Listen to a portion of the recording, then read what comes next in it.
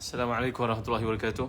إن الحمد لله نحمده ونستعينه ونستهديه ونستغفره ونتوب إليه ونتوكل عليه ونعوذ بالله من شرور أنفسنا وسيئات أعمالنا من يهده الله فلا مضل له ومن يضلل فلا هادي له. اللهم صل وسلم وبارك على محمد وعلى آل محمد كما صليت وسلمت وباركت على إبراهيم وعلى آل إبراهيم في العالمين إنك حميد مجيد. أما بعد. Alhamdulillah kepada sahabat Muhammad Adib, Nafis, Salasia, Farid Miswah. Waalaikumsalam warahmatullahi wabarakatuh. Jangan lupa malam ni bersama dengan saya dalam tafsir ayat ke-77 hingga 79 kita akan huraikan tentang kisah-kisah pengorbanan para sahabat ridwanullahi alaihim ajma'in, sebagaimana keyakinan mereka terhadap negara akhirat itu yang menyebabkan mereka berjihad di jalan Allah dengan bersungguh-sungguh. Sebagai contohnya seorang sahabat yang sangat mulia bernama Khalid Walid radhiyallahu an, yang pernah mengetuai tentera Islam selepas terkorbannya 3 orang jeneral di Perang Mu'tah, sedangkan bilangan tentera yang dipimpinnya tak sampai pun 3,000 orang nak menentang tentera musuh yang berjumlah 220,000 orang. Itu sebab dalam Islam ni tuan-tuan, kita akan ada strategi. Dengan strategi lah dikatakan Sayyidina Ali, al-haqqu bila nizam yaghlibuhu batilun binizam. Satu kebaikan, walaupun ia kebaikan, walaupun ia kebenaran, walaupun padanya ada keberkatan, tapi ia tidak ada sistem, maka ia akan dikalahkan oleh kebatilan yang mempunyai sistem. Itu yang berlaku pada zaman kini bila kita melihat orang kafir mentadbir dunia, mereka punya sistem. Tapi orang-orang Islam pada hari ini caca marbah, tuan-tuan yang mulia Allah sekalian. Jadi kita nak belajar kualiti kepimpinan yang daripada para sahabat seperti Khalid Walid. Seperti semalam saya dikisahkan kepada tuan-tuan tentang Muhammad Al-Fatih yang telah pun membuka Konstantinopel, membenarkan sabda Nabi SAW, sebaik-baik ketua adalah ketuanya, ni'mal qa'idu qa'iduhu wa ni'mal jaishu jaishuhu. Sebaik-baik ketua adalah ketua yang buka Konstantinopel, dan sebaik-baik tentera adalah tentera yang menyertai pembukaan kota Konstantinopel. Dan begitu juga tuan-tuan, pada kali ini saya nak bawa tuan-tuan untuk merenungi satu perkara yang penting berkaitan dengan jihad di jalan Allah Subhanahu Wa Taala. Bagaimana sikap syaitan yang memperdayakan manusia, dan akhirnya di akhirat nanti syaitan akan mengatakan bahawa sebenarnya dia tidak punya kuasa untuk menipu, tidak ada kuasa untuk memperdayakan manusia. Cuma manusia lemah imannya sahaja yang akan tewas. Mengapa Allah menceritakan bahawa tipu daya orang perempuan lebih hebat daripada tipu daya syaitan? Saya nak huraikan pada kali ini. Ada silap faham berlaku kat situ bahawa Allah menceritakan tipu daya perempuan lebih dahsyat daripada tipu daya syaitan, seperti yang Allah nyatakan dalam surah Yusuf. Apakah khilafnya dengan ayat ini masukkan yang sedang kita bincangkan dalam ayat-ayat ini? Jadi bagi tuan-tuan yang memiliki tafsir Munir, jangan lupa buka jilid yang ketiga, muka surat 167. Bagi mereka yang memiliki tafsir Munir akan dapat hadiah kitab Ensiklopedia nama-nama anak yang istimewa itu, yang mengandungi lebih daripada 3,500 entry nama, dan ada informasi tentang nama-nama tersebut, sejarahnya, sama ada dia ilmuwan, mufassirin, muhaddithin, ada huraian dikemukakan dalam kitab tersebut, tuan-tuan ya. Baik, buka muka surat 167 jilid yang ketiga tafsir Munir, huraian ayat 77 hingga 79. Di bawah subtopik sikap-sikap manusia ketika diwajibkan berperang. A'udzu billahi minasyaitonir rajim.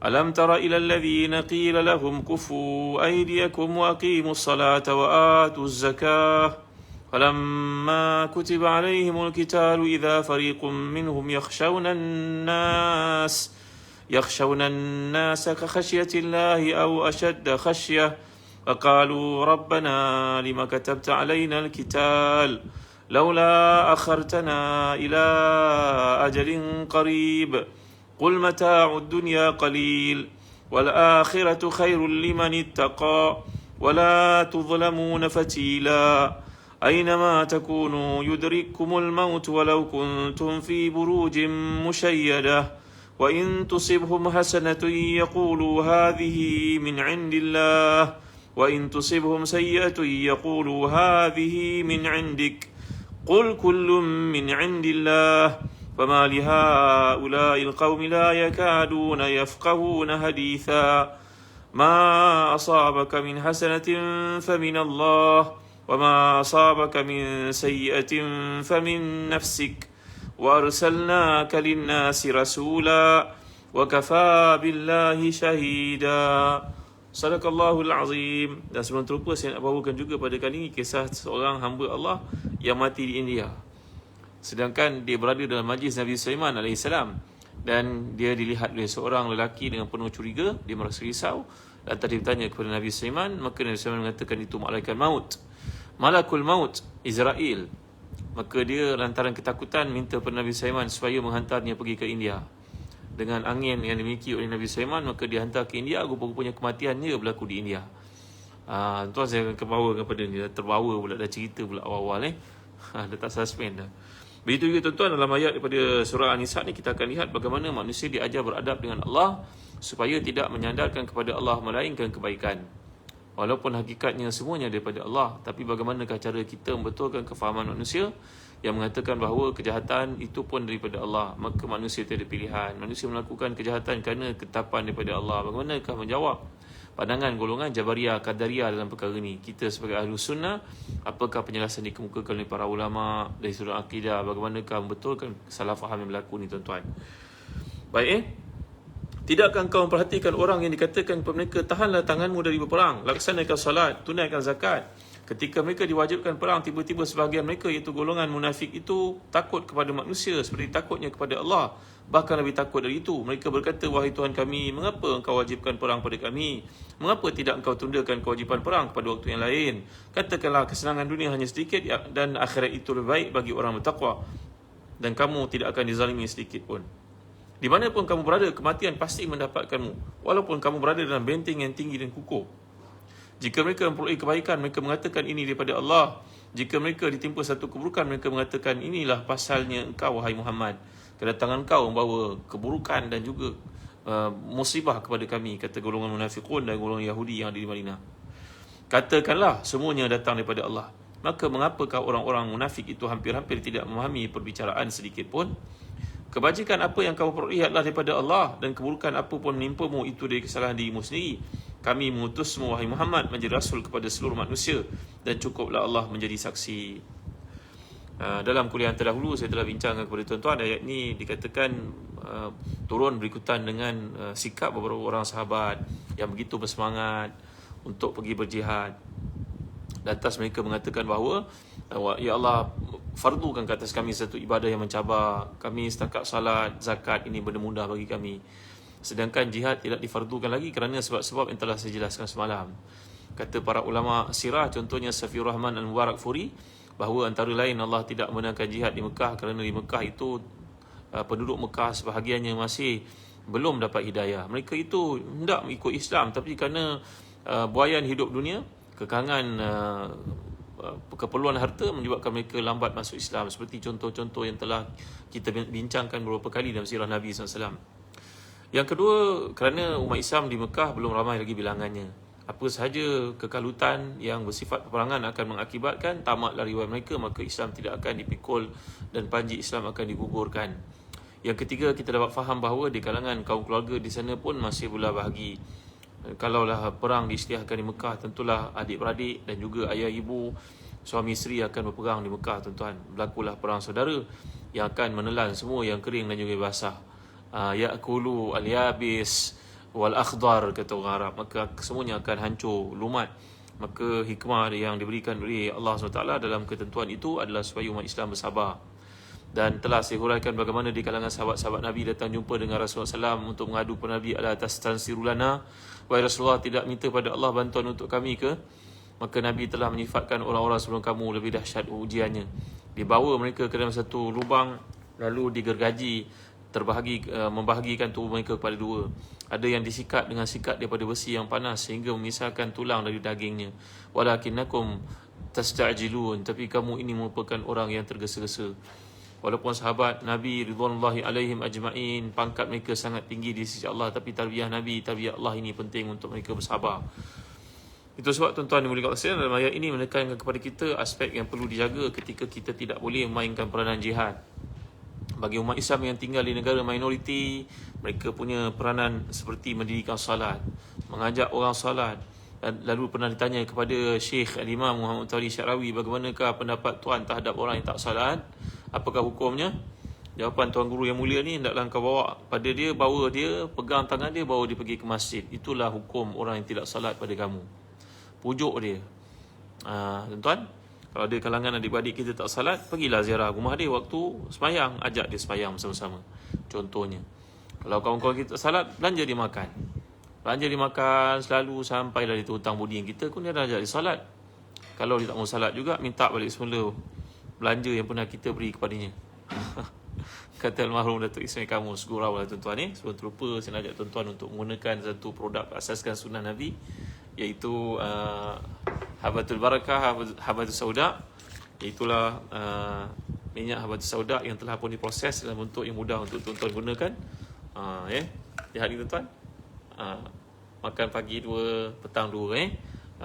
Alhamdulillah dia dapat merawat banyak penyakit, sakit-sakit lutut, susah nak tidur malam, kalau pening-pening kepala, resdung dan sebagainya, seperti dikatakan ramai orang, kerana ini jaminan daripada Nabi kita sallallahu alaihi wasallam. Bismillahirrahmanirrahim.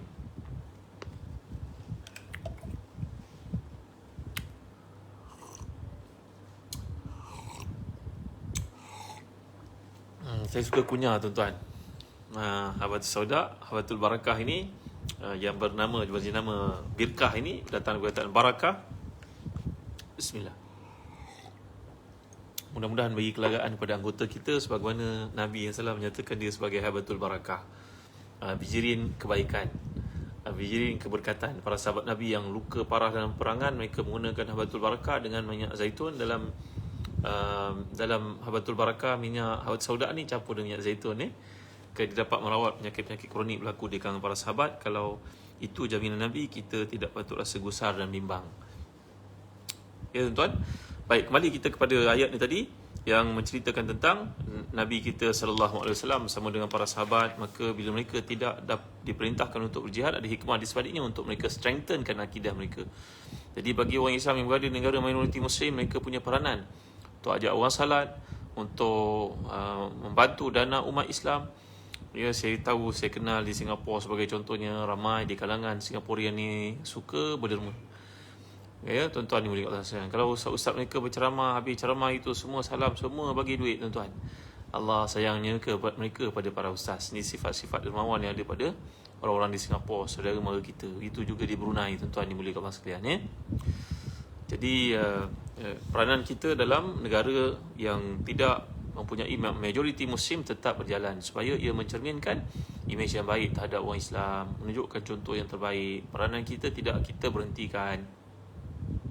Saya pernah cerita pada tuan-tuan kerja dakwah yang dilakukan oleh imam-imam kita yang berada di negara Eropah, negara-negara yang mereka menganggap Islam ni satu kekangan, satu penentangan yang sangat mereka tentang habis-habisan. Sebagai contohnya Norway, Belgium, di Hungary, tuan-tuan, kabarnya imam-imam itu di sana mengalami tekanan dahsyat. Satu hari seorang imam yang berperanan di Islamic Center di sana, saya pernah cerita pada tuan-tuan kisah ni, mungkin saya boleh cerita lagi sekali kepada tuan-tuan. Itulah imam ini dengan anaknya budak usia 8 tahun, sering menghantar brosur ke rumah orang-orang bukan Islam, mengajak mereka mengenal Islam, kerana sebahagian besar daripada mereka tidak memahami Islam. Maka di sela-sela yang dicetak di Islamic Center di negara tersebut, imam ini pergi agi-agikan lepas main Jumaat. Pada hari Jumaat itu, musim sejuk yang amat sangat, brosur tidak sampai dari printer, dari syarikat printing tak sampai.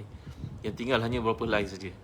Maka si anak yang tegar imannya berkata kepada ayahnya yang bukan imam, "Ayah, ini ada beberapa keping brosur lagi ni, mari kita pergi hantar." "Tak apalah nak, ni tinggal sikit sangat, kat luar pun salji sedang turun. Nantilah tunggu minggu depan, stok baru sampai, nanti kita pergi edarkan." Anak ni kata pada ayahnya, "Kalau ayah keletihan, tak apalah, saya pergi hantar." Allah, hebat anak ni, usianya baru 8 tahun. Maka budak lelaki ni mau pergilah ke bus station, pergilah ke rumah orang untuk mengetuk. Di bus station tak ada bus stop, tak ada orang, pergi ke rumah-rumah. Dapat diberi beberapa helai. Sebelum yang terakhir itu, dia nampak sebuah rumah. Dia ketuk rumah itu, ketuk, tak ada orang buka. Ketuk kali kedua, tak ada orang buka. Ketuk kali ketiga, sunat dia 3 kali ketuk, kalau tak ada orang buka, baliklah tuan-tuan. Maka dia pun mengorakkan nak pulang selepas ketuk yang ketiga. Sebaik saja dia pergi, tiba-tiba pintu pun dibuka. Keluarlah seorang perempuan yang sudah pun berumur. Perempuan itu panggil, "Ya, cu, ada apa nak?" Maka budak lelaki ni pun kembali semula bagi kepada nenek dengan mengatakan, "Nenek, ini tanda Tuhan sayang pada nenek. Bacalah risalah ini." Maka perempuan ini pun masuk ke rumah. Rupa-rupanya 3 bulan yang lalu, suaminya meninggal dunia. Anak-anaknya sudah tidak peduli. Maka nenek tua ini berfikir untuk membunuh dirinya, menggantung tali di siling dan sudah siap kerusi nak menggantung dirinya untuk mati. Tiba-tiba waktu dia nak menggantung dirinya tu, dia mendengar orang ketuk di pintu. Orang tua lambat pergerakannya sampai pintu buka. Rupanya budak lelaki ni bagi brosur, dan brosur yang dia berinya itu mengubah persepsi, perspektif kehidupannya kepada yang betul. Bayangkan tuan-tuan, perempuan berusia 80 tahun tak pernah dapat hidayah. La an yahdiyallahu bika rajulan wahidan khairul laka min humrin na'am. Kalau Allah beri hidayah kepada seseorang kamu dengan apa yang kau usahakan, kemuliaan itu sampai kepadanya menusimu, maka lebih baik pada dunia dan seisi kandungnya. Apa ada dalam dunia itu tuan? Di sana rumah mewah, handbag yang mahal, harta yang berbondong-bondong, duit yang banyak, kereta-kereta yang hebat, percutian di tempat yang hebat-hebat, private jet. Cerita tuan-tuan, semua itu nak dibandingkan hidayah Allah. Hidayah Allah itu lebih besar, lebih hebat. Pada ini perkara-perkara dakwah ini kurang diambil tahu, dan kita bimbang umat Islam berada dalam persimpangan yang payah, iaitu seperti yang telah kita bincangkan hadis riwayat Ahmad dan juga Abu Daud dengan sanad yang sahih. Idza tabaya'tum bil ina wa taba'tum aznab al baqar wa raditum biza'i wa taraktum jihad fi sabilillah sallatallahu alaikum dhulla la yanzi'uhu minkum hatta tarji'u ila dinikum, atau kama qala Rasulullah SAW. Apabila kamu sibuk dengan berniaga, kamu sibuk dengan binatang ternak, kamu sibuk dengan pertanian, kamu lupa matlamat utama kamu adalah untuk berjihad dan mengembalikan Islam ke tempatnya. Peranan kamu dalam perkara-perkara bersifat dakwah kamu abaikan, nanti Allah akan hina kamu dengan penghinaan yang tidak akan ditanggalkan daripada kamu, sehingga kamu kembali dengan sebenar-benarnya kepada peranan dan tanggungjawab itu. Saya dah terangkan kepada tuan-tuan, bukan bererti kita tak boleh nak berniaga langsung, tak boleh nak bertani langsung, tak boleh berternak langsung, bukan begitu. Tapi maksudnya bila perasaan keduniaan itu terlalu bekas dalam hati, sehingga mengabaikan perkara-perkara yang penting dalam hidup, dakwah dan sebagainya. Ia kena seimbang tuan-tuan dimuliakan Allah sekalian. Jadi kembali kepada ayat ini, Allah menegur orang-orang beriman bahawa peranan dakwah terus berjalan. Walaupun aku tidak benarkan kamu berjihad untuk kebaikan kamu sendiri sebenarnya, tapi peranan jihad masih lagi berterusan dalam berbagai-bagai formatnya. Dan telah saya uraikan semalam berkaitan dengan kata-kata Ibn Hajar dalam Fathul Bari, Al-Imam An-Nawawi dalam syarah Muslim, bagaimana penjelasan dari para ulama terhadap aspek jihad ini, dan kalangan para ulama moden seperti Syekhuna Imam Dr. Yusuf Qaradawi dalam bukunya Fiqhul Jihad. InsyaAllah kalau tuan-tuan ada peluang, nanti saya nak ajak tuan-tuan untuk ikut bengkel memahami jihad, dalam buku Fiqh Jihad yang diterbitkan di Telaga Biru. Dan paling aula untuk menyampaikannya adalah Syekhuna Ustaz Fawaz Fadil, untuk kita faham tentang jihad, bagaimana konteksnya, konsepnya, supaya kita tidak jadi umat yang ketinggalan bainal ifrat wa tafrit. Ifrat maknanya kita melampau-lampau, maka jadilah seperti golongan Taliban ataupun golongan Hizbut Tahrir pada hari ini. Kalau tak ambil berat langsung pula, namanya tafrit, tak ambil tahu langsung, jadilah orang yang bawa tempurung, tak ambil tahu langsung, tak mau mempertahankan Islam langsung, tak apalah ni kerja Allah, ini kita tak perlu nak ambil berat. Maka kita kena berada di antara dua keadaan itu, dua ekstrim itu tuan-tuan. Ini namanya moderate, berada di tengah-tengah.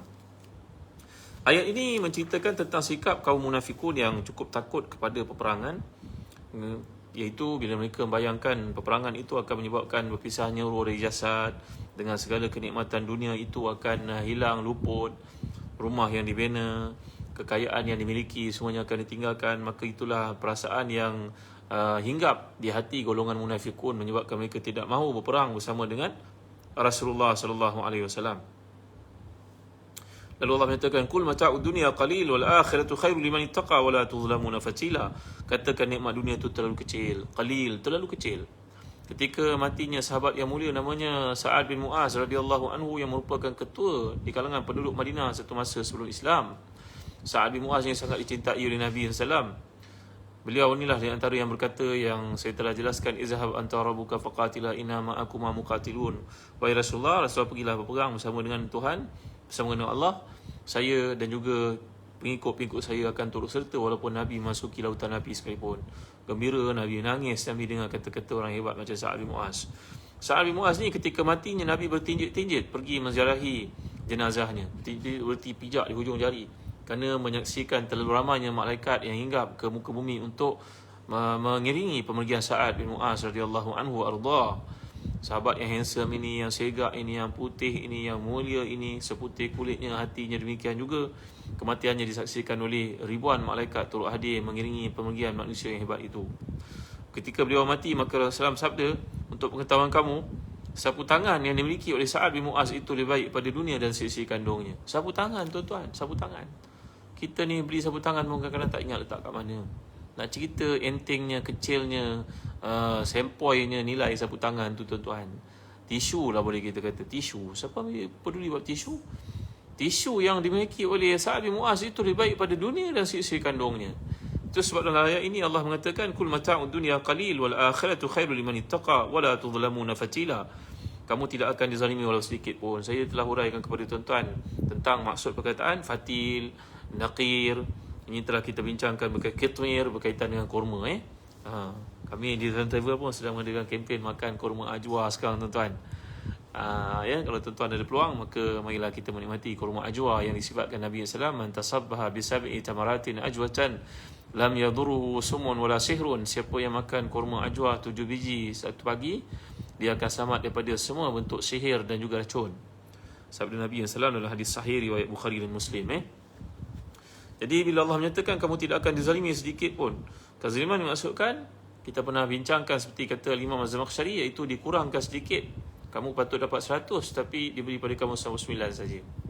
Ataupun kamu buat 100 kesalahan tapi ditambah pula atas kesalahan kamu satu lagi jadi 101. Maka dalam Islam, dalam kehidupan akhirat, neraca timbangan yang ada di sisi Allah itu tidak akan zalim, tidak akan kurang kamu sedikit pun dan tidak akan melebihi kamu sedikit pun. Dalam bab dosa-dosa yang kamu lakukan, dia tidak akan ditambah sedikit pun daripada apa yang kamu lakukan. Dalam bab pahala tak akan dikurangkan sedikit pun daripada apa yang pernah kamu lakukan. Ia akan menepati timbangan di sisi Allah itu. Wa nadha'ul mawazin al-qista yaumil qiyamati fala tudhlamu nafsun syai'a. Timbangan neraca yang di sisi Allah itu lebih sharp, lebih teliti, lebih tepat daripada timbangan emas yang kita lihat pada hari ini, tuan-tuan dimuliakan Allah sekalian. Baik. Kemudian dalam ayat ke-78 Allah menyatakan, aina ma takunu yudrikumul maut walau kuntum fi burujim musyayyadah wa in tusibhum hasanatu yaqulu hadhihi min indillah wa in tusibhum sayyi'atu yaqulu hadhihi min indik. Qul kullu min indillah fama li haula'i qaumi la yakaduna yafqahuna haditha. Bahawa orang-orang munafik ini, mereka takut mati. Lalu Allah jelaskan di mana saja kamu berada, kamu akan ditemui kematian itu. Walaupun kamu berada dalam kawasan besi yang berpagar, yang teguh, yang kuat. Bila berlaku satu kebaikan kepada mereka, mereka berkata ini semua daripada Allah. Tiba-tiba bila timpa satu kesusahan, maka mereka berkata ini sebabmu wahai Muhammad. Ini kata-kata kaum munafikun, tuan-tuan. Maka kita diajar untuk berkata semua itu daripada Allah SWT. Baik yang kita rasakan buruk, sebenarnya walaupun ia buruk, sebenarnya di sebalik keburukan itu ada kebaikan. Kita je yang tak nampak sebenarnya, tuan-tuan. Semuanya daripada Allah. Jadi golongan munafikun ini mengatakan bahawa dalam ayat yang lain, dia cukup takut mati dalam peperangan. Maka mereka pesan kepada kawan-kawan mereka seperti Allah sebut dalam surah Ali Imran ayat ke-156, ya ayyuhallazina amanu la takunu kallazina kafaru wa qalu li ikhwanihim idza darabu fil ardi aw kanu ghuzzan law kanu 'indana ma matu wa ma qutilu liyaj'ala dhalika hasatan fi qulubihim wallahu yuhyi wa yumit wallahu bima ta'maluna basir. Golongan munafikun ini bila melihat sahabat-sahabat mereka terkorban di medan Uhud, mereka berkata, kesiannya fulan bin fulan, kesian tinggalkan isteri anak kecil lagi. Itulah dulu kami dah cakap jangan pergi juga. Ni sikap kaum munafikun, tuan-tuan. Dia menyangkakan bahawa kalau tak pergi perang tu selamat daripada kematian. Orang makan buah Melaka pun boleh tersekat kat tekak, boleh mati, tuan-tuan. Pendengar tak cerita ni, tuan-tuan. Orang baru kejap minum pagi dengan isterinya, keluar dari rumah, tiba-tiba sampai berita accident dekat traffic light. Traffic light merah, dia tak perasan, dia jalan mengantuk sangat agaknya. Allahu akbar, la ilaha illallah, masya-Allah tabaraka wa taala. Kad kahwin telah siap diedarkan dan semua orang menunggu hari-hari yang dinanti-nantikan itu. Tiba-tiba pada hari yang ditunggu-tunggu, pengantin tak sampai-sampai. Allahu akbar, masya-Allah. Rupa-rupanya keretanya aksiden, jatuh dalam sungai. Semua orang tak tahu, tuan-tuan. Seminggu, 2 minggu lepas tu barulah jumpa kereta daripada sebuah tasik yang hanyut. Allahu akbar, la ilaha illallah, masya-Allah tabaraka wa taala. Kita ada mendengar cerita-cerita macam ni. Ini cerita tentang kematian. Ya, tuan-tuan dimuliakan Allah sekalian. Jadi tiada siapa yang boleh menghalang kematian itu bila ia berlaku. Seperti yang dibawakan oleh para ulama hadis, kisah pada zaman Nabi Sulaiman AS. Nabi Sulaiman mengadakan satu program jamuan besar-besaran. Turut hadir dalam jamuan itu malaikat maut yang tidak makan apa-apa. Matanya difokuskan kepada seorang duduk dekat dengan Nabi Sulaiman. Sampai orang tu pun, orang kaya itu yang duduk dekat dengan Nabi Sulaiman tak lalu makan dia. Dia rasa risau, apa lawan tengok aku tak kelip-kelip mata dia. Maka dibisik pada Nabi Allah Sulaiman, wahai Nabi Allah, siapa kau orang ni tengok saya tak kelip-kelip matanya? Nabi Sulaiman jawab, itulah malaikat maut. Malaikat maut? Kenapa dia pandang saya? Allah, Nabi Sulaiman, saya takut sangat ni. Tolonglah pinjamkan saya, bawalah saya, mintalah angin itu yang bawa Nabi Sulaiman, pergilah hantar saya ke tempat yang jauh. Bagi orang dahulu, India tu tempat paling jauh lah tuan-tuan. Seringkali diibaratkan India tu hujung dunia lah. Maka Nabi Sulaiman pun mengerahkan angin untuk menghantar hamba Allah ini pergi ke India. Rupa-rupanya dia sampai ke India. Kat situlah kematiannya. Malaikat maut tunggu dekat situ. Kerana malaikat maut hadir dalam program bersama dengan Nabi Sulaiman itu, dia masih hairan. Allah mentakdirkan kematiannya di India. Macam mana boleh mati kat India? Jauh daripada India tempat ni, Palestin, tempat Nabi Allah Sulaiman ini. Allahu Akbar, la ilaha illallah, masya Allah, tabaraka wa ta'ala. Itu sebab tuan-tuan, dalam satu hadis sahih riwayat Baihaqi, bahawa Nabi SAW mengingatkan kita bahawa kebaikan-kebaikan yang kita lakukan itu taqi masari as-su, makari as-su. Kita ni kalau melakukan perkara-perkara yang kebaikan-kebaikan secara bersembunyi, bahawa Allah Ta'ala akan matikan kita dalam keadaan yang kita bersedia untuk menghadapi kematian tersebut. Mudah-mudahan tahajud tuan-tuan, mendengar majlis kuliah ilmu, mudah-mudahan ketika sembahyang sunat duha, mudah-mudahan ketika sedang baca Quran, mudah-mudahan ketika sedang buat kebaikan. Dalam hadis yang sahih Nabi SAW sabda bahawa sana'iul ma'ruf taqi masari as-su. Orang yang sentiasa dalam hidupnya menyembunyikan kebaikan, tidak menonjol-nonjolkan kepada orang ramai, Nabi menjamin orang seperti ini akan mati dalam keadaan yang baik. Dia tidak mati dalam keadaan terkejut. Dia tidak mati dalam keadaan yang buruk. Kita tidaklah buruk sangka pada orang yang mati kemalangan, orang yang mati kena tikam, orang yang mati kena penyakit. Tidak tuan-tuan. Tapi maksud Nabi kita SAW kat sini, banyakkanlah kebaikan-kebaikan yang kau sembunyikan daripada yang kau tonjolkan. Kerana orang yang melakukan perkara ma'ruf yang bersembunyi-sembunyi ini, maka mereka akan dapat hadiah daripada Allah. Kematiannya tidak dalam suasana yang di luar jangkaan. Tuan-tuan dimuliakan Allah sekalian. Begitu maksud Nabi kita SAW. Jadi cerita-cerita kematian ni memang ajaib sekali. Ada orang tidur tak bangun-bangun, ada orang tidur, ada orang sujud kemudian tak bangun-bangun, mati dalam sujudnya tuan-tuan. Banyak pada ini kita dapat lihat. Ada orang mati ketika berada di pusat maksiat.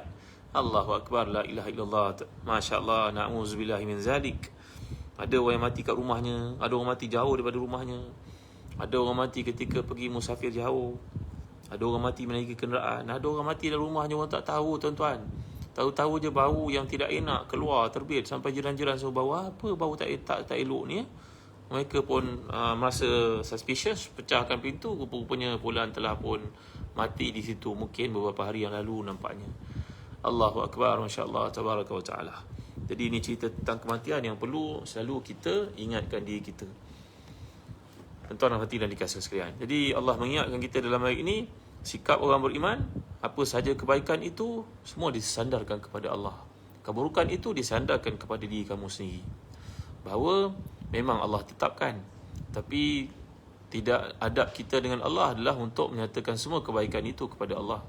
Seperti kisah Nabi Ibrahim bila baginda menceritakan tentang Tuhannya kepada kaum musyrikin, beliau mengatakan bahawa allazi khalaqani wa yahdin, Allah yang beri aku hidayah, Allah yang memberi pada aku makan, minum, at'amani wa yusqi wa yasqin, wa idza maridtu fa huwa yashfin. Kalau aku sakit maka dia menyembuhkan.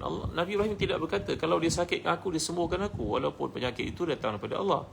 Tapi Nabi Ibrahim AS tidak mengkaitkan segala perkara yang negatif itu dengan Tuhannya. Ini adab kita dengan Allah SWT, tuan-tuan.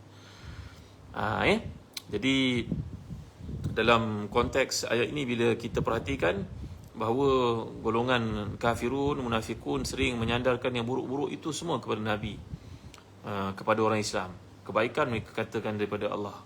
Tapi keburukan dikaitkan dengan orang mereka benci. Kita lebih daripada itu, jangan mengikut perangai Yahudi ini dan juga munafik. Maka kita menyandarkan satu-satu perkara itu semuanya yang buruk kepada diri kita, yang baik semuanya daripada Allah, walaupun hakikatnya semua daripada Allah belaka. Macam satu contoh yang dikemukakan oleh Dr. Ratib Nabulsi dan tafsirnya. Contohnya menarik untuk kita fahami. Kata beliau, tuan, kalau kita lihat seorang budak belajar bersungguh-sungguh, masuk peperiksaan dapat keputusan yang cemerlang, maka siapa yang bagi keputusan cemerlang tu, tuan-tuan agak? Tentulah pensyarahnya, bukan? Cikgunya. Seorang daripada kawannya pula malas belajar, walaupun diberi kepadanya peluang, diberi padanya latihan, tapi dia tak belajar. Akhirnya dia pun gagal. Siapa yang gagalkan budak ni, tuan-tuan? Siapa yang gagalkan budak yang kedua ni? Siapa yang gagalkan? Kita kata guru besar lah yang menggagalkan, ataupun cikgu, ataupun pensyarah. Siapalah yang memberi pendidikan itu yang menggagalkannya. Tapi sebab apa dia gagal? Dia yang pilih kegagalan. Maka demikian juga kawannya pilih kecemerlangan dan kejayaan, maka pensyarah itu beri kepadanya kejayaan, keputusan yang cemerlang. Sebaliknya, dia yang tidak milih jalan kebaikan itu, milih jalan kehancuran, maka itu yang didapat. Nampak dari sudut hukum logiknya, sebenarnya yang menggagalkan dia pensyarah itu, tapi yang memilih kegagalan itu dia sendiri. Jadi perkara ini mudah untuk kita fahami dalam konteks bila mengkaitkan satu perkara baik ataupun buruk pada kacamata kita sebagai manusia yang lemah. Baik. Tuan-tuan dan hati dan dikasihi sekalian. Lagi kalau kita perhatikan dalam ayat ini, kita boleh baca dalam tafsir Munir sebagai contohnya. Ya, pada muka surat ke 173. Tengok pada muka 173 dalam bab fiqh kehidupan dan hukum hakam. Inilah yang menarik pada tafsir Munir. Tuan-tuan akan jumpa fiqh kehidupan dan juga hukum hakam. Nampak ni? Ya. Dalam tafsir-tafsir lain kita jarang jumpa bahagian seperti ini yang merupakan satu aplikasi kepada ayat. Kefahaman pada ayat, amalinya bagaimana. Itu sebab saya galakkan dalam kempen satu rumah satu tafsir ni, satu sekolah satu tafsir, satu masjid satu tafsir, satu pejabat satu tafsir, mikir tafsir Munir. Dan kami hadiah tuan-tuan satu buku lagi yang berharga RM80, buku bertajuk Isra' nama-nama. Baik.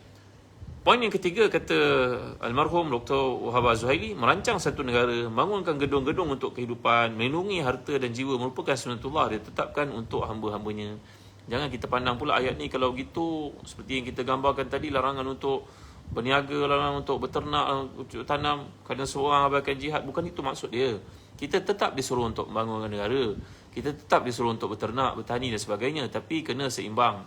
Kerana orang beriman, mereka mempunyai satu destinasi yang pasti, yang menjadi tujuan, iaitu akhirat. Manakala kehidupan dunia ni hanya sebagai satu keperluan yang dipenuhi. Jangan berlebihan.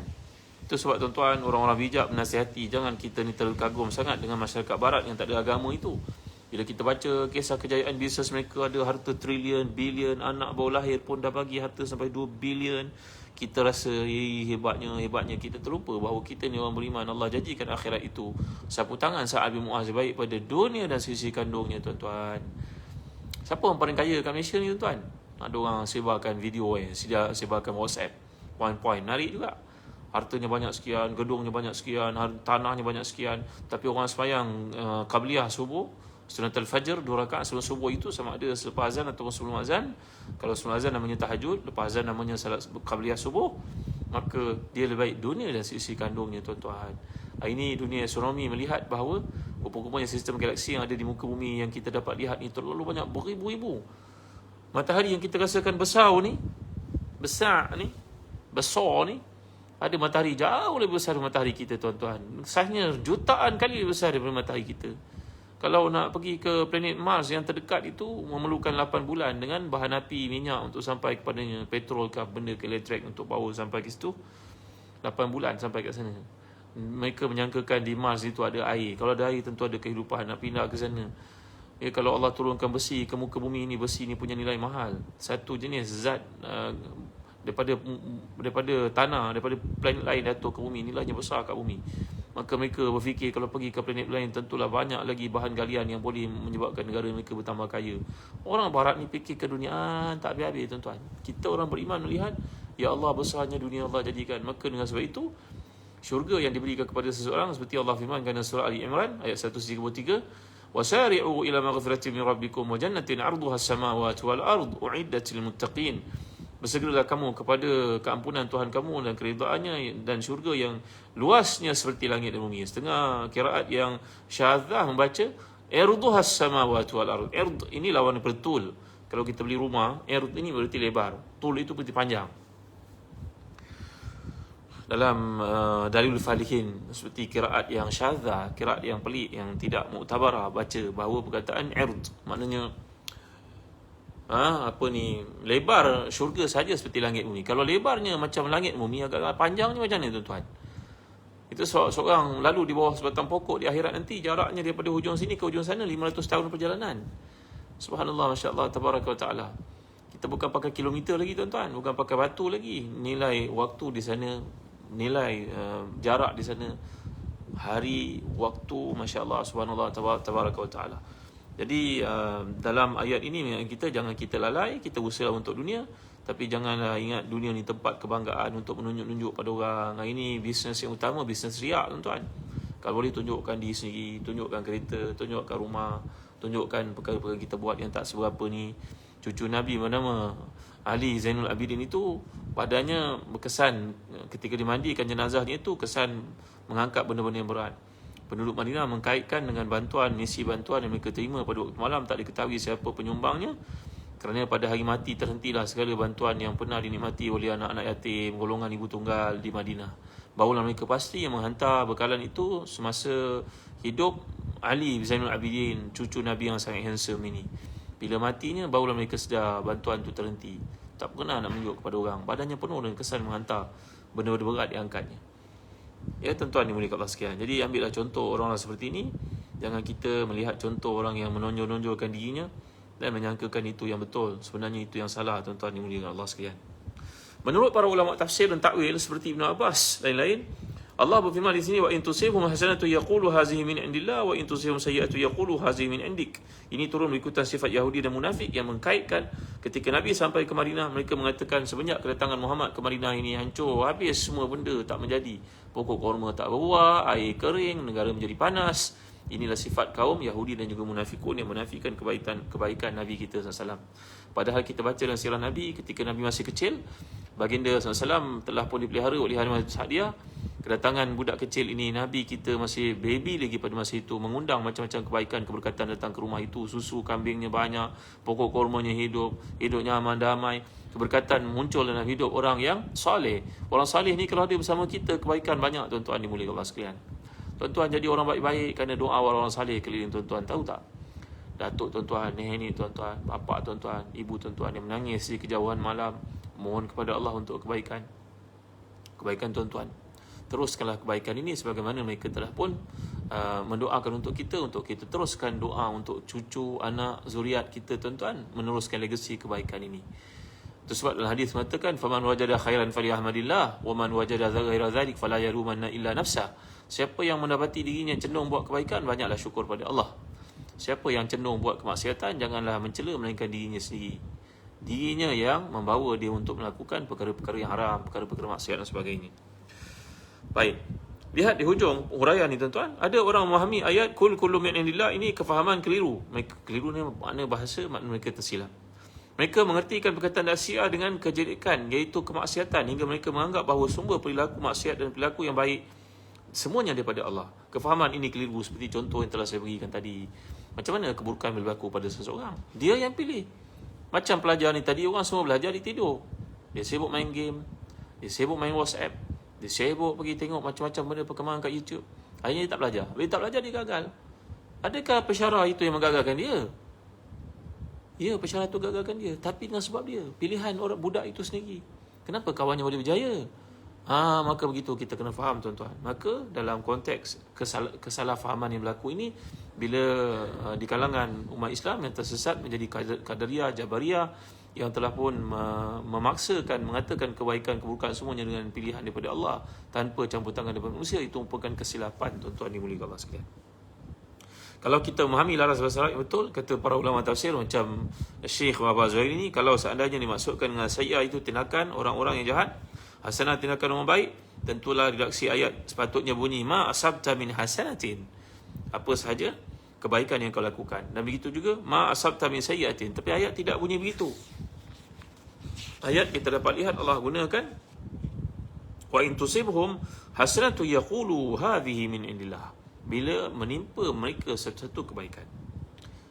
Dalam Islam, dalam bahasa Arab, kebaikan menimpa. Kebaikan pun dipanggil sebagai musibah juga. Musibah ni berarti benda yang menimpa seseorang.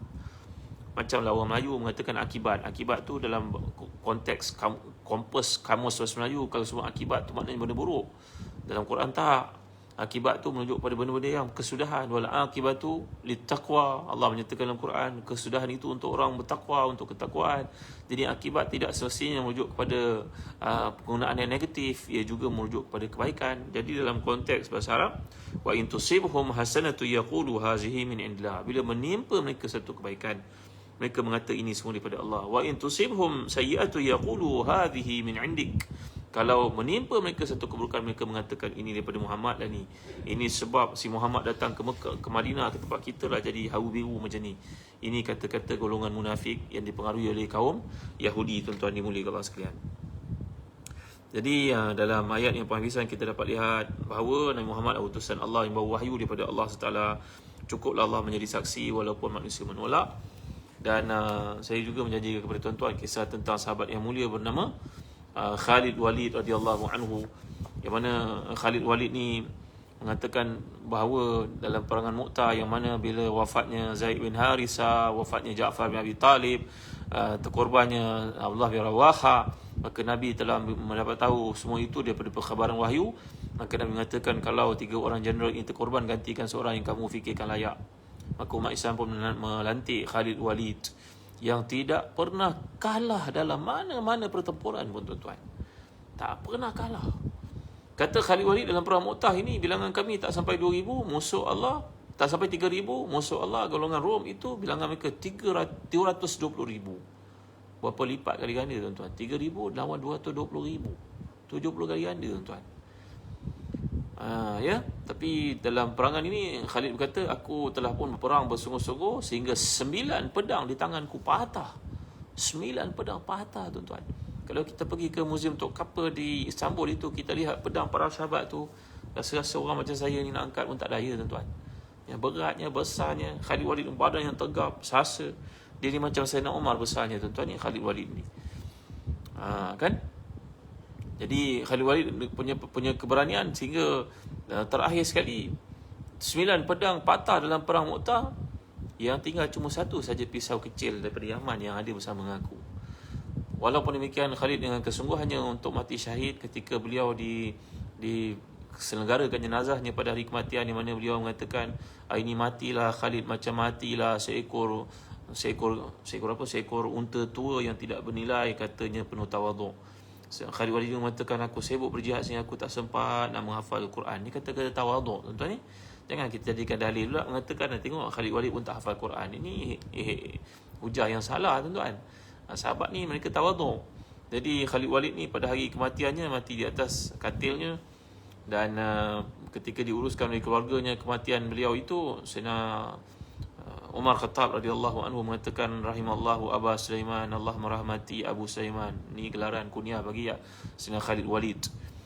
Dia seorang sahabat yang sangat hebat, dan Sayyidina Umar memecatnya daripada perangan penting, daripada menjadi general tentera Islam, kerana Sayyidina Umar nakkan orang Islam meyakini bantuan daripada Allah, bukan sebab adanya Khalid Walid.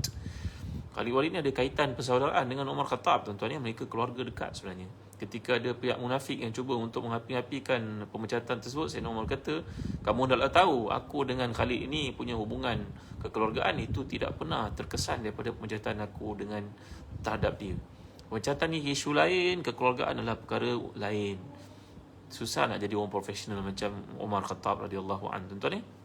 Dan Khalid Walid ni juga merupakan anak saudara kepada salah seorang isteri Nabi yang bernama Ummul Mukminin Maimunah bintil Harith. Jadi berarti Khalid Walid ni salah seorang, boleh dikatakan macam anak saudara lah kepada Nabi kita sallallahu alaihi wasallam. Walaupun Khalid Walid yang berusaha untuk mati syahid ni, kita cerita mati aina ma takunu yudrikumul maut walau kuntum fi burujin musyayyada. Maka Khalid Walid ini tidak mati syahid, ketika beliau mati dikebumikan, dibersihkan jenazahnya oleh anak-anaknya. Mereka melihat di badan ayah itu lebih daripada 70 liang, tuan-tuan. Tak ada satu anggota bahagian badan pun melainkan padanya ada kesan tusukan pedang, panah dan sebagainya. Allahu Akbar. Benar sabda Nabi SAW, man sa'alallah syahadata bi sidqin ballaghahu Allahu manazil syuhada wa in mata ala firasyih. Dalam hadis sahih Nabi SAW telah bersabda, dalam hadis sahih Muslim, siapa yang mohon kepada Allah untuk mati syahid tapi Allah tidak menyampaikan niatnya itu, dia mohon mati syahid dengan bersungguh, dia tidak disampaikan hasratnya itu, nanti dia mati, Allah tetap akan sampaikan dia kepada martabat golongan syuhada. Allahumma ja'alna minhum. Baik tuan-tuan, kisah para sahabat ni membina iman dalam diri kita, menyuburkan keyakinan, mudah-mudahan. Dan esok saya nak ajar tuan-tuan satu doa yang penting untuk menghindari sifat was-was dan juga sifat teragak-agak untuk agama Allah. Malam ni tak sempat, nampaknya dah pukul 10. Cukuplah tuan-tuan. Tuan-tuan dah penat mendengar, saya pun dah penat menyampaikan. Jadi tuan-tuan, kita jumpa lagi esok insya-Allah. Jangan lupa dapatkan produk Birkah Habatus Sauda. Ya, ini kalau di Telaga Biru sama dengan Travel. Marilah ajak keluarga kita untuk sihat cara Nabi kita sallallahu alaihi wasallam.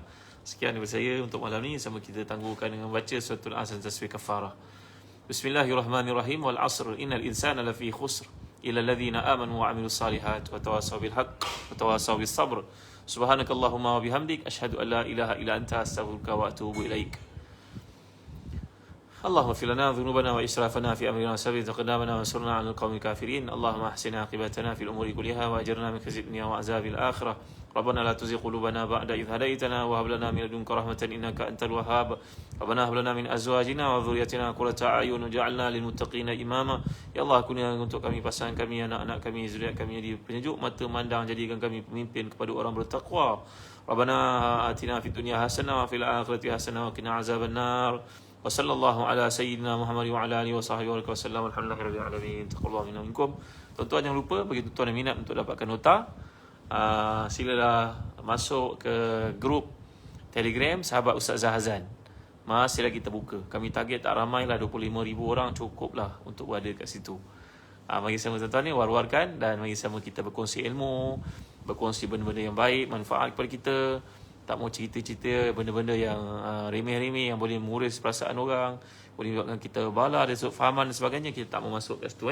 Jadi apa maaf, tolong jangan masukkan dekat apa sajalah yang chatting kita, sama ada kat WhatsApp group Ustaz Zahazan, sahabat Ustaz Zahazan, ataupun di Telegram sahabat Ustaz Zahazan. Tak mau masuk benda-benda yang menyebabkan kita bergaduh, berkhilaf. Tak mau. Tak mau masuk perkara politik, tak mau masuk perkara perbezaan mazhab, tak mau masuk. Kita nak masuk benda-benda wisdom, mengajak kita orang jadi orang lebih baik.